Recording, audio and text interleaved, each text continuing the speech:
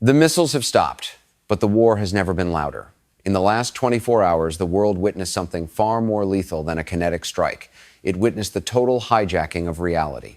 While the physical battlefield in the Middle East has fallen into an eerie temporary silence, a new front has opened. A front where the ammunition is not steel and high explosives, but perception, framing, and the sheer audacity of a narrative. The United States military has officially paused its strikes on Iran. President Donald Trump has announced a 2-week ceasefire. On paper, this looks like a de-escalation, a breathing room for diplomacy. But in the world of information warfare, there is no such thing as a vacuum. When the dominant superpower stops speaking, its adversary fills that silence with a roar. And right now, Tehran is roaring. This is not just a pause in hostilities. This is a masterclass in cognitive warfare. As we speak, the Iranian government is not just reporting a ceasefire, they are narrating a total American capitulation. They aren't just coming to the table, they are claiming they built the table, set the rules, and forced the President of the United States to sign on the dotted line. To understand the gravity of this moment, we have to look past the official press releases. We have to look at how a 2-week window for peace is being converted into a permanent monument to American retreat. The event that triggered this shift was simple enough. An official announcement that the U.S. would hold its fire for 14 days. But look at what happened, the millisecond that news hit the wire. Tehran didn't respond with a sigh of relief. They responded with a victory parade in the form of a press statement. The Iranian Supreme National Security Council, through its state media mouthpieces, didn't just acknowledge the ceasefire. They claimed they had forced the United States to accept a 10-point plan that essentially dismantles decades of American foreign policy. Think about the stakes here. According to Tehran, this ceasefire isn't a mutual agreement, it is a surrender. They are claiming the U.S. has agreed to lift all sanctions. They are claiming the U.S. has officially recognized Iran's right to nuclear enrichment at levels previously deemed a red line. They are framing this as a complete victory for the Islamic Republic and a total humiliation for Washington. Whether or not these claims are true is almost irrelevant in the short term. In narrative warfare, the first claim to gain traction becomes the reality for millions. While the Pentagon remains silent, while the White House focuses on the logistics of a 2-week pause, Iran is winning the battle for the why. Why did the strike stop? The U.S. narrative says it's for diplomacy. The Iranian narrative says it's because the U.S. was terrified of the consequences. One story suggests strength and restraint. The other suggests weakness and defeat. In the hyper-connected corridors of global opinion, the story of defeat is spreading faster than the story of restraint. The most visible symbol of this narrative occupation is happening right now in the Strait of Hormuz. The Iranian foreign minister has announced that during this ceasefire, the Iranian military will coordinate the passage of all vessels through the strait. This is a strategic stroke of genius. The Strait of Hormuz is the world's most important oil artery. By coordinating traffic, Iran is effectively acting as the traffic cop for the global economy. Imagine the imagery. Western tankers, perhaps even American-flagged ships, being guided and monitored by the same Iranian Revolutionary Guard vessels that were recently the targets of U.S. intelligence. This isn't just maritime logistics. It's a visual demonstration of hegemony.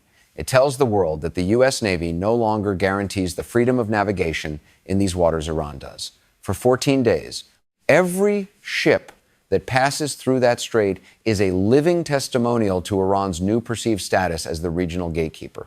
This is what we call strategic messaging through action. You don't need to fire a shot if you can force your enemy to ask permission to move. By seizing the role of coordinator, Iran has turned a military pause into a tactical occupation of the world's most vital waterway. They have successfully framed the U.S. absence as a U.S. exit. And the longer the U.S. remains silent, the more that frame hardens into a global perception. But the narrative warfare doesn't stop at the water's edge. It has moved into the diplomatic halls of Islamabad. Pakistan's prime minister has invited delegations from both sides for talks this Friday. On the surface, this is a classic diplomatic move. But look at the framing. Iran is arriving in Islamabad with a 10-point victory plan already publicized to the world.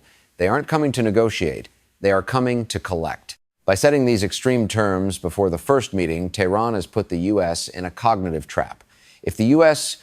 shows up and discusses anything remotely related to sanctions or nuclear enrichment, Iran will claim the 10-point plan is being implemented. If the U.S. refuses to discuss those points, Iran will claim the U.S. is violating the ceasefire terms they supposedly agreed to. It is a win-win for Tehran's information machine. They have defined the boundaries of the conversation before the American diplomats even board their planes. Who is the target of this massive psychological operation? It's not just the Iranian public, though cowering domestic dissent with a great victory is certainly part of it. The real targets are America's allies in the region. Israel, Saudi Arabia, the United Arab Emirates, they are all watching. For years, the U.S. has promised a maximum pressure campaign. For years, the U.S. has drawn red lines in the sand. If those allies see the U.S. pausing strikes while Iran claims to have won the right to a nuclear weapon and the lifting of sanctions, the fabric of American-led security in the Middle East begins to unravel. The narrative of American retreat is the most dangerous poison you can inject into a military alliance. If the allies stop believing in American resolve, they will start making their own deals with Tehran. This is exactly what the Iranian narrative is designed to achieve: the isolation of Washington through the projection of American weakness. We are seeing a disinformation blitz that relies on the speed of social media and the caution of democratic institutions. The U.S. government moves slowly. It verifies. It clears statements through legal teams and national security advisors. Iran state media moves at the speed of thought. By the time the State Department issues a dry, technical denial of the 10-point plan, the Iranian version of the truth has already been translated into 20 languages, shared by millions, and analyzed by every major news outlet in the world. In the age of the 2-4-hour news cycle, being right is often less important than being first. Iran was first. They defined the ceasefire, they defined the terms, they defined the victory. Now the U.S. is forced to play a game of catch-up, trying to unring a bell that has already echoed across the globe. This is the essence of information warfare, creating a new reality that the opponent is forced to react to, rather than creating a reality of your own.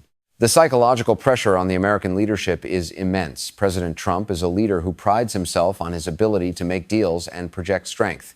By claiming he has already agreed to their 1 0-point surrender plan, Iran is attacking his core identity.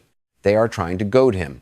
They want him to either accept their terms to save the ceasefire or react violently to prove he's not weak. Both outcomes serve Tehran. If he accepts, they win. If he strikes back, they claim he is a warmonger who broke his own peace deal, further isolating the U.S. from the international community. This is a high-stakes game of narrative chicken. The next 14 days will be a test of whether the United States understands that the most important theater of this war isn't the Persian Gulf, it's the human mind. If the U.S. allows Iran to coordinate the vessels in Hormuz without a counter-narrative, they lose the strait.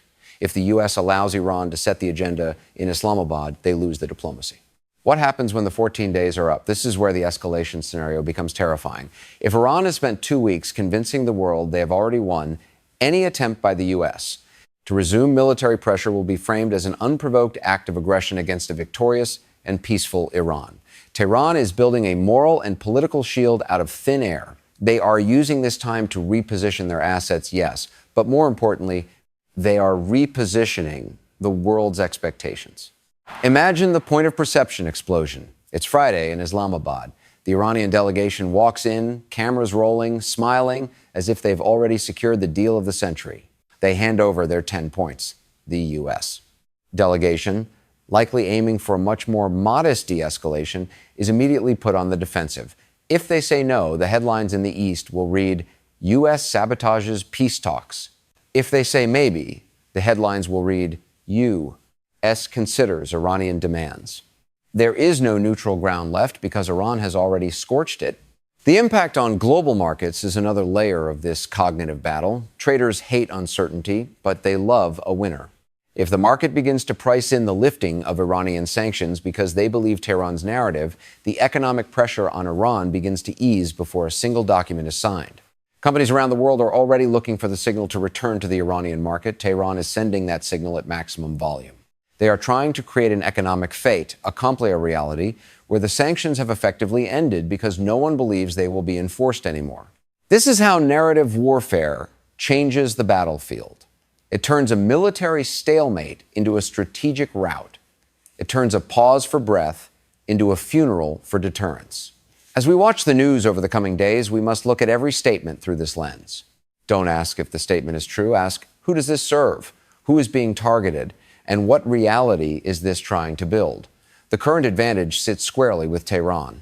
They have recognized that in the modern era, you don't need to sink the aircraft carrier if you can make the world believe the carrier is running away. They are currently occupying the media space with the same intensity they would use to occupy a territory. The American response, so far, has been a void. And in war, a void is just another word for a lost position. As the clock ticks on this 14-day ceasefire, the stakes couldn't be higher. We are not just waiting to see if the guns stay silent. We are waiting to see if the United States can find its voice. We are waiting to see if Washington can reclaim the story of its own power, or if it will allow itself to be narrated into obsolescence. The danger of this moment is that the perception of victory can become a strategic reality. If the world believes the U.S. is done, then for all intents and purposes, the U.S. is done. The allies will move on. The enemies will grow bolder. The international order will shift its axis. This ceasefire is not a period of peace. It is the most intense phase of the conflict yet. It is a struggle for the soul of the international system. Will it be a system defined by the rules of the superpower or a system defined by the narratives of the challenger? The Friday talks in Islamabad aren't just a meeting, they are a battlefield. The coordination in Hormuz isn't just traffic control, it's a declaration of ownership. As we move toward the weekend, the tension will only grow. Every tweet, every leaked memo, every anonymous official quote will be a weapon used to sharpen or dull the Iranian claim of victory. We are living through a historical pivot point where the pen is not just mightier than the sword, it is the sword. Be warned, what you see on the screen in the coming days is not just news. It is a calculated, multi-layered assault on your understanding of power. Tehran has made its move. They have declared victory before the battle is over. Now, we wait to see if the rest of the world accepts their version of the end of the American era in the Middle East. The ceasefire is a countdown, not just to the resumption of strikes, but to a fundamental shift in global reality. If the narrative of the 10-point plan holds, the 14 days won't end with a return to the status quo. They will end with the birth of a new Middle East, one where the old rules no longer apply and the old powers no longer lead. The silence of the missiles is merely the backdrop for the loudest revolution in history, the revolution of perception. Keep your eyes on the narrative, because that is where the real war is being won and lost.